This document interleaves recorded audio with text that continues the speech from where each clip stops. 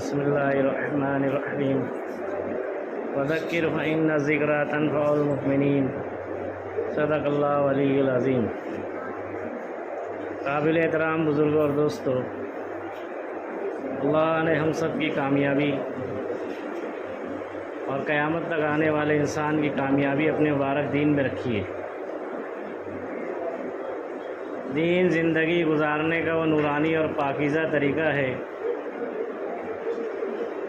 جسے اللہ نے اپنے محبوب امام الانبیاء، محبوب کبریہ، تاجدار مدینہ، سرور کونین، سبز گنبد کے مکی، کالی کملی والے حضور پاک صلی اللہ علیہ وسلم پر مکمل فرما دیے، جو قرآن اور حدیث میں ہے۔ اب چاہے شہر کا رہنے والا ہو یا دیہات کا رہنے والا ہو، امیر ہو یا غریب ہو، پڑھا لکھا ہو یا ان پڑھ ہو، کالا ہو یا گورا ہو، مرد ہو یا عورتیں ہو، بچے ہوں یا بوڑھے ہوں، دنیا کے کسی بھی کونے میں بسنے والا انسان، کسی بھی خطے، کسی بھی قبیلے میں رہنے والا ہو، کسی بھی برادری، کسی بھی خاندان سے اس کا تعلق ہو، اگر وہ دنیا اور آخرت میں کامیاب ہونا چاہے تو اس کو دین کو اپنی زندگی میں لانا پڑے گا۔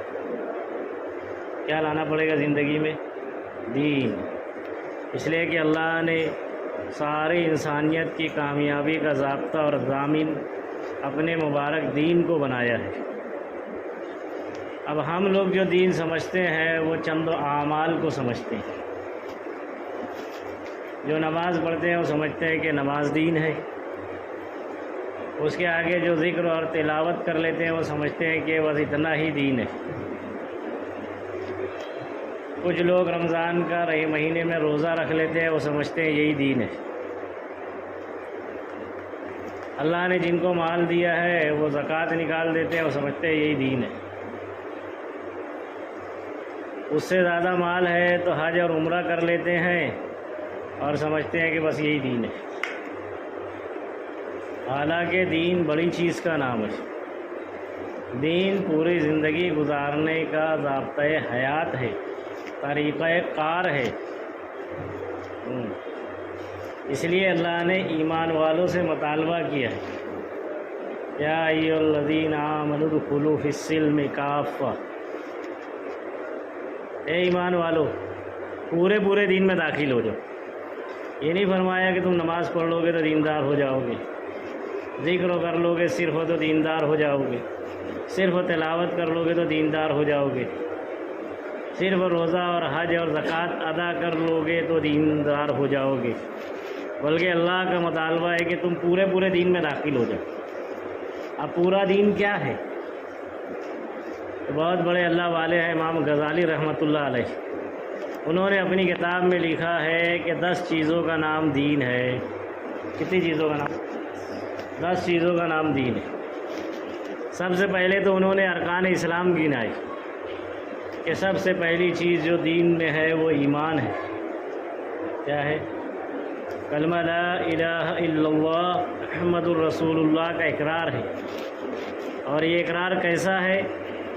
اقرار باللسان و تصدیق بالقلب، کہ زبان سے بھی اس کا اقرار ہو اور دل اس کی تصدیق کرے کہ کرنے والی ذات اللہ کی ہے۔ اللہ سب کچھ کے بغیر سب کچھ کر سکتے ہیں، اللہ کا غیر اللہ کے بغیر کچھ نہیں کر سکتا، اور اللہ کے کرنے کے ضابطے اعمال محمد صلی اللہ علیہ وسلم ہے۔ ایمان کہتے ہیں یقین کو، کہ یہ دل کا یقین بن جائے ہمارا، کہ اللہ کرتے ہیں اور اللہ کے کرنے کے ضابطے اعمال محمد صلی اللہ علیہ وسلم ہے، یہ ہمارے دل کا وجدان اور یقین بنے، اس کو کہتے ہیں ایمان۔ تو پہلی چیز انہوں نے فرمائی کہ ایمان۔ دوسری چیز فرمائی نماز۔ دوسری چیز، کیونکہ ایمان کے بعد سب سے مقدم اور مقدس عمل جو ہے وہ نماز ہے۔ نبی صلی اللہ علیہ وسلم نے ارشاد فرمایا، جس کا مفہوم اور خلاصہ یہ ہے کہ اللہ نے میری امت پہ سب سے پہلے نماز فرض کی ہے، اور روز قیامت سب سے پہلے نماز کا حساب ہوگا۔ روز محشر جہاں گداز بوت اولین پرسش نماز بوت، قیامت کے دن سب سے پہلے نماز۔ اب نمازوں میں سب فرض نمازیں ہیں 5 وقتوں کی، پھر واجب ہے، پھر سنتیں ہیں، نفل و نمازیں ہیں، ہر نماز کے آگے پیچھے کی سنتیں ہیں، عشاء کے بعد کی واجب ہے وطر، نفل و نمازیں ہیں، تہجد ہے، اشراق ہے، چاشت ہے، اوابین ہے، صلاۃ الحاجت ہے، صلاۃ التوبہ ہے، صلاۃ الشکرانہ ہے، یہ ساری نمازوں کا اپنے اپنے وقتوں پر ادا کرنا یہ بھی دین ہے۔ پھر تیسری چیز فرمائی کہ روزہ رکھنا یہ بھی دین ہے۔ روزہ رکھنا اس میں فرض و روزہ تو رمضان المبارک کا ہے، فرض و روزہ رمضان المبارک کا ہے 29 یا 30۔ پہلی امتوں کو اوپر بھی روزے فرض ہوتے لیکن رمضان کا مہینہ ان کو نہیں ملا۔ اللہ قرآن میں فرماتے ہیں کہ ایمان والو ہم نے تم پر روزے فرض کیے جیسا کہ تم سے پہلے لوگوں پر فرض کیے تھے۔ یا ایھا الذین آمنوا کتب علیکم الصیام کما کتب علی الذین من قبلکم لعلکم تتقون۔ اے ایمان والو ہم نے تم پر روزے فرض کیے جیسے کہ تم سے پہلے لوگوں پر روزے فرض ہوئے۔ تو پتہ چلا کہ امت محمدیہ کے آنے سے پہلے بھی روزے فرض ہوتے اور انبیاء کی قوموں پر اور انبیاء کے ماننے والوں پر، لیکن رمضان کا مہینہ نہیں تھا ان کو۔ رمضان کا مہینہ اس امت کو اللہ کی طرف سے بطور انعام کے ملا ہے، بطور انعام کے ملا ہے۔ تو رمضان کا روزہ، پھر کچھ روزے نفل ہیں، جیسے رمضان کے بعد سب سے اہم روزہ جو ہے وہ عاشورہ اور اس کے ایک دن پہلے یا ایک دن بعد کا روزہ، ذی الحجہ کے 9 روزے ہیں۔ نفل روزوں میں ایک شب برات کی رات گزر جائے اور 15 کا جو دن آوے وہ ایک روزہ ہے۔ نبی صلی اللہ علیہ وسلم نے پیر اور جمعرات کو بھی روزے رکھے، اس لیے کہ وجہ بیان فرمائی کہ پیر اور جمعرات میری امت کے اعمال پیش کیے جاتے۔ آپ نے ایام بیس کے بھی روزے رکھے، ایام بیس 13، 14 اور 15 ہر مہینے کی تاریخ، آپ نے اس کا بھی اہتمام کیا۔ تو روزہ رکھنا بھی دین ہے۔ تیسری چیز چوتھے زکوٰۃ کا ادا کرنا یہ بھی دین ہے۔ اللہ نے مال دیا ہے، آدمی صاحب نصاب ہے تو بشاشت قلب کے ساتھ خوشی خوشی اس میں سے مستحقین کا حصہ نکالے۔ زکوٰۃ سے اللہ پاک مال کو پاک کرتے ہیں۔ زکوٰۃ کے ادا کرنے سے مال میں اللہ برکت عطا فرماتے ہیں، مال کو بڑھا دیتے ہیں۔ حالانکہ ظاہر تو یہ نظر آتا ہے کہ مال جا رہا ہے لیکن وہ برکتیں لے کر آ رہا ہے، وہ ہے تو مال کی حفاظت کا اور پاکی کا سبب اور ذریعہ بن رہا ہے۔ تو چوتھی چیز فرمائی کہ زکوٰۃ۔ پانچویں حج کرنا بھی دین ہے۔ اللہ نے صاحب استطاعت بنائے تو آدمی حج کرے۔ کیا کرے بھائی؟ حج کرے۔ حج جو ہوگا وہ بیت اللہ میں ہوگا۔ کہاں ہوگا؟ لوگ سمجھتے ہیں کہ اجمیر شریف جا کے بھی حج ہو جاتا ہے، تو حج نہیں ہوتا وہاں جا کے۔ یہ تو شیطان نے گمراہ کر رکھا ہے۔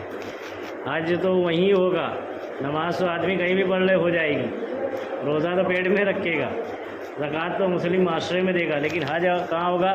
بیت اللہ میں ہوگا۔ فضیلت بیان فرمائی کہ حاجی جب حج کر لیتا ہے تو گناہوں سے ایسا پاک ہوتا ہے جیسے اس دن تھا جس دن اس کی ماں نے اس کو جنا تھا، جیسے اس کی ماں نے اس کو جنا تھا۔ تو کتنی چیزیں ہو گئی؟ 5 چیزیں۔ ایمان، نماز، روزہ، حج اور زکوٰۃ۔ چھٹی چیز فرمائی کہ اللہ کا ذکر کرنا یہ بھی عبادت ہے، دین ہے یہ۔ اللہ کا ذکر کرنا، بڑے فضائل ہیں اللہ کے ذکر کے۔ ابو درداء رضی اللہ عنہ فرماتے ہیں کہ جن کی زبانیں اللہ کے ذکر سے تر و تازہ رہتی ہے وہ جنت میں ہنستے ہوئے داخل ہو جائیں گے۔ ایک حدیث شریف میں فرمایا کہ جو ذکر کرے اس کی مثال زندہ کی سی ہے اور جو ذکر نہ کرے اس کی مثال مردہ کی سی ہے۔ ذکر کے معنی یاد کرنے کے۔ ہم اپنے آبا اور اجداد کو یاد کرتے ہیں، اپنے بزرگوں کو یاد کرتے ہیں، اپنے رشتہ داروں کو یاد کرتے ہیں، کیا اللہ کو یاد کرنا ہمارے لیے ضروری نہیں؟ جس اللہ نے ہمیں نعمتوں سے نوازا، صحت دی، مکان دیا، بیوی بچے دیے، کاروبار اور مال و اسباب دیے، ساری نعمتیں اللہ نے عطا فرمائی، اس اللہ کا، ساری مخلوق اللہ کا ذکر کرتی ہے۔ اللہ کہہ رہے ہیں کہ ساری مخلوق تم ہمارا ذکر کرتی ہے اور تم ان کی تسبیح نہیں سمجھتے۔ تو اللہ کا ذکر کرنا یہ بھی بڑی عبادت ہے، یہ بھی دین ہے۔ چھٹی چیز، ساتویں چیز فرمائی کہ قرآن پاک کی تلاوت کرنا یہ بھی دین ہے۔ فرمایا افضل الذکر قراءۃ القرآن، سب سے بڑا ذکر اللہ کے کلام کی تلاوت ہے۔ سب سے بڑا ذکر اللہ کے کلام کی تلاوت ہے۔ اس کا درجہ مخلوق میں ایسا ہے جیسے اللہ کا ساری کتابوں میں اس کتاب کا درجہ ایسا ہے جیسے ساری مخلوقات میں اللہ کا مقام ہو۔ کہ اللہ خالق اور مالک ہیں، ساری مخلوق میں ممتاز ہیں، صمد ہے، بے نیاز ہے، ایسے ہی ساری کتابوں میں قرآن پاک کا درجہ ہے۔ اس کے ہر حرف پر نیکی ہے، اس میں ہماری زندگی کیسی ہو اس کو اللہ نے بیان فرمایا ہے، ایک ایمان والے کی زندگی کیسی ہو۔ تو ساتویں چیز جو ہے وہ قرآن پاک کی تلاوت۔ آٹھویں چیز امام غزالی رحمۃ اللہ علیہ نے فرمائی کہ ماں باپ کے حقوق کو ادا کرنا یہ بھی دین اور عبادت ہے۔ اللہ رسول کے بعد اگر کسی کا مقام اور مرتبہ ہے تو ماں باپ کا ہے۔ فرمایا کہ ماں کے قدموں کے نیچے جنت ہے اور باپ جنت کا دروازہ ہے۔ خدمت کر کے آدمی جنت حاصل کرے، باپ کی اطاعت کر کے دروازے کو تو باقی رکھے آدمی، کہ باپ کی مان کر اس کے باقی رکھے اس دروازے کو، ورنہ نافرمانی کر کے آدمی اس دروازے کو توڑ دے۔ کتنے مقام اور مرتبے بیان کیے گئے۔ ایک صحابی رضی اللہ عنہ حضور پاک صلی اللہ علیہ وسلم کی خدمت میں حاضر ہوئے، ان کے ساتھ ایک بڑے میاں بھی تھے۔ اللہ کے نبی نے پوچھا کہ کون ہے؟ کہا کہ یہ میرے ابا ہیں، میرے والد صاحب ہیں۔ فرمایا کہ دیکھو راستہ چلتے ہوئے ان سے آگے نہیں چلنا، ان سے پہلے مت بیٹھنا، بات کرنے میں ان سے پہلے مت بولنا، ان سے پہلے اپنے ابا سے، تو دادا کا مرتبہ تو اور زیادہ ہوگا، ہے کہ نہیں؟ کیونکہ وہ ابا کے ابا ہے۔ کون ہے بھائی؟ ہاں، تو فرمایا ایک صحابی رضی اللہ عنہ حج کر کے اللہ کے نبی صلی اللہ علیہ وسلم کے بعد مدینہ پہنچے اور کہا کہ میں میری ماں کو لے کر آیا تھا، حج کرایا، مدینہ آیا، اور میری ماں پیروں سے چل نہیں سکتی تھی، آنکھوں سے اس کو نظر نہیں آتا تھا، اس کو کاندھے پر بٹھا کر میں مکہ لے کر آیا، طواف کیا، صفا مروہ کی صحیح کی، سارے ارکان ادا کیے، تو کیا میں نے اس کا حق ادا کر دیا؟ اللہ کے نبی صلی اللہ علیہ وسلم فرمایا کہ جس وقت تو پیدا ہو رہا تھا تیری ماں نے تکلیف کی وجہ سے ایک آہ کھینچی تھی، اس کا بھی حق تو نے ادا نہیں کیا۔ یہ ماں باپ کا مقام اور مرتبہ۔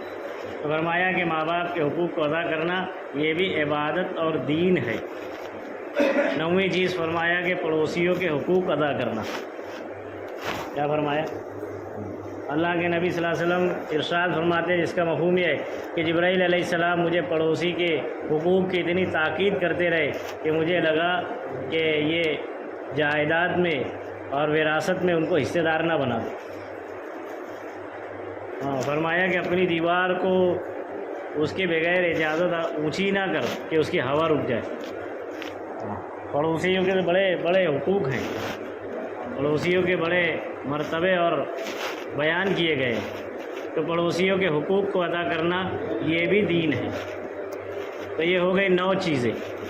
پھر امام غزالی رحمۃ اللہ علیہ نے فرمایا کہ ان 9 چیزوں کو لے کر سارے عالم میں چلنا اور پھرنا، اور اس کو پوری امت میں زندہ کرنا، ہر فرد امت میں پیدا کرنا، چاہے مرد ہو یا عورت، بچے ہو یا بوڑھے، امیر ہو یا غریب، عالم ہو یا جاہل، ہر ایک کی زندگی میں یہ 9 چیزیں پیدا ہو جائے، اس کی محنت کرنا یہ بھی دین اور عبادت ہے۔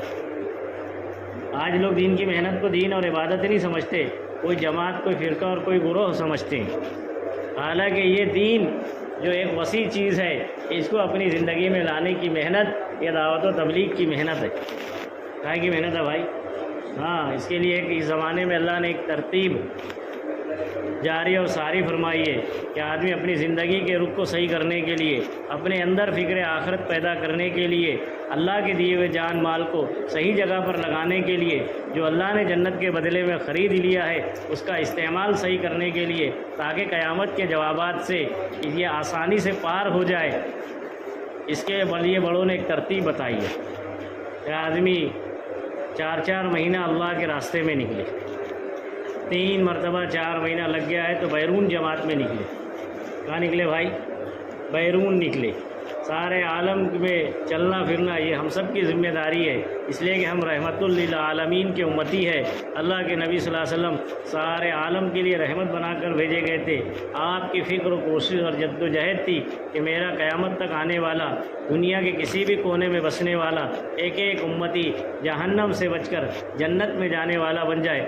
ہمارے نبی خاتم النبیین تھے، وہی فکر ہماری بھی ہونی چاہیے کہ ہمارا ایک ایک بھائی جہنم سے بچ کر جنت میں جانے والا بن جائے۔ اس لیے کہ اللہ قرآن میں فرماتے ہیں کہ اصل کامیاب شخص وہ ہے جو جہنم سے بچا لیا گیا اور جنت میں داخل کر دیا گیا۔